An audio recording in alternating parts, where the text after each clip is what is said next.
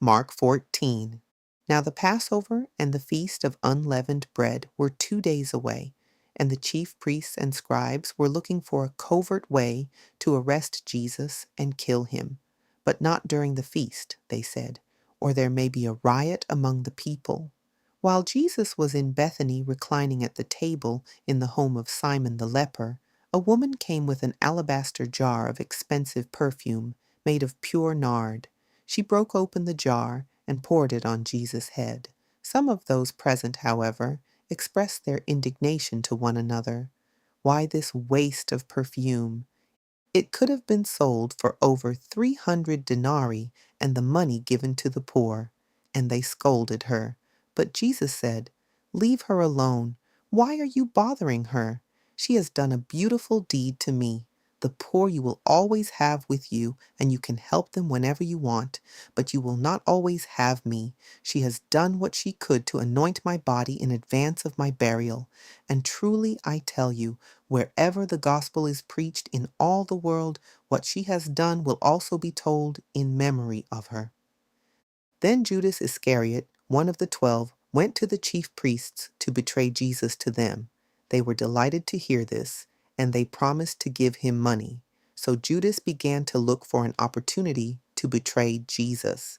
On the first day of the Feast of Unleavened Bread, when the Passover lamb was to be sacrificed, Jesus' disciples asked him, "Where do you want us to prepare for you to eat the Passover?" So he sent 2 of his disciples and told them, "Go into the city, and a man carrying a jug of water will meet you. Follow him. And whichever house he enters, say to the owner, 'The teacher asks, where is my guest room, where I may eat the Passover with my disciples?' And he will show you a large upper room, furnished and ready. Make preparations for us there." So the disciples left and went into the city, where they found everything as Jesus had described. And they prepared the Passover. When evening came, Jesus arrived with the 12. And while they were reclining and eating, Jesus said, "Truly I tell you, one of you who is eating with me will betray me."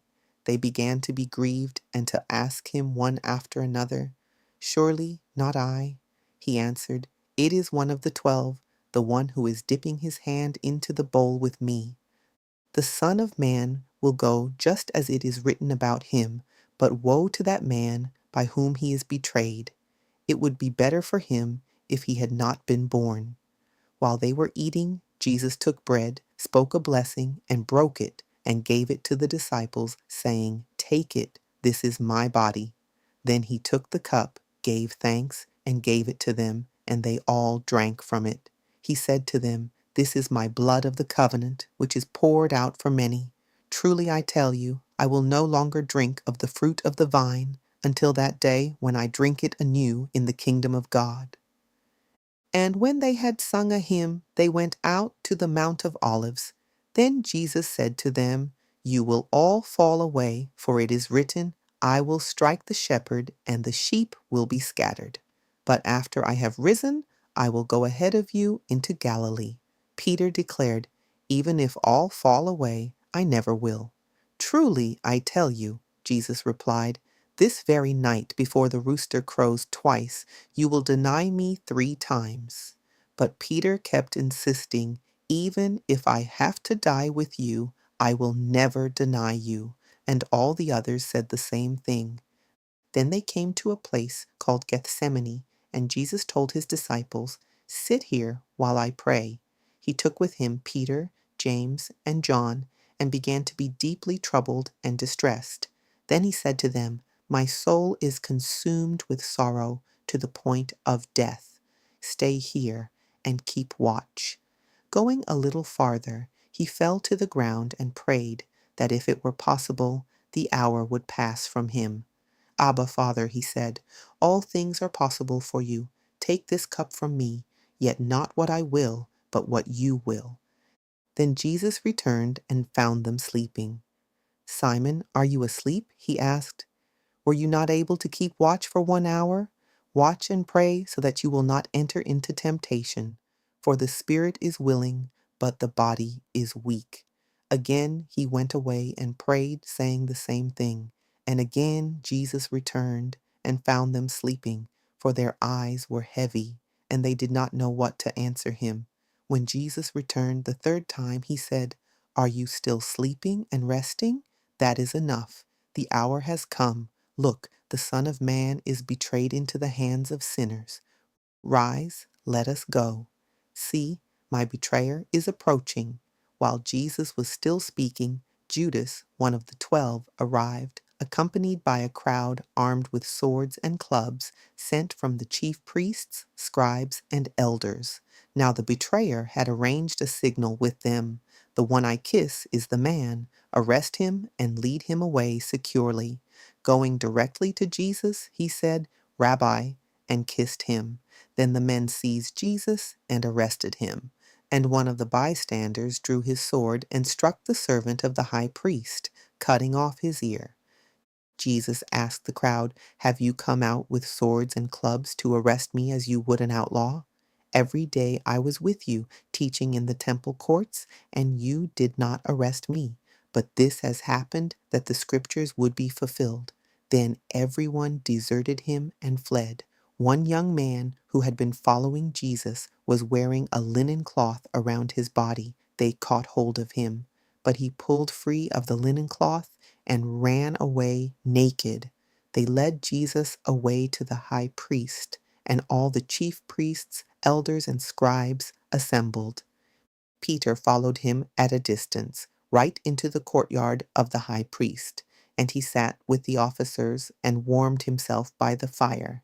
Now the chief priests and the whole Sanhedrin were seeking testimony against Jesus to put him to death, but they did not find any. For many bore false witness against Jesus, but their testimony was inconsistent. Then some men stood up and testified falsely against him.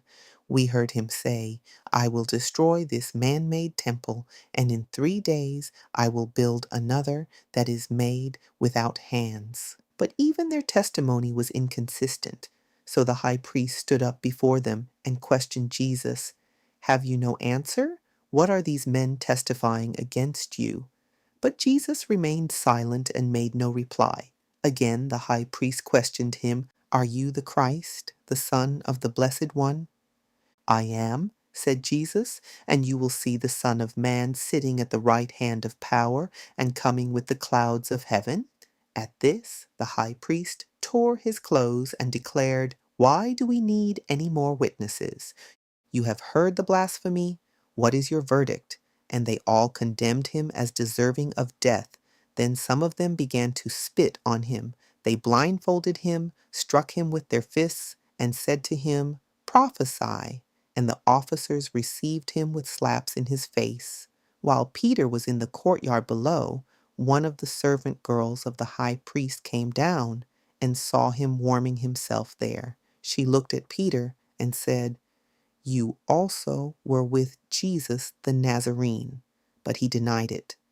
"I do not know or even understand what you are talking about," he said. Then he went out to the gateway, and the rooster crowed. There the servant girl saw him and again said to those standing nearby, "This man is one of them." But he denied it again. After a little while, those standing nearby said once more to Peter, "Surely you are one of them, for you too are a Galilean." But he began to curse and swear, "I do not know this man of whom you speak."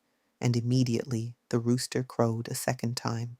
Then Peter remembered the word that Jesus had spoken to him, "Before the rooster crows twice, you will deny me 3 times." And he broke down and wept.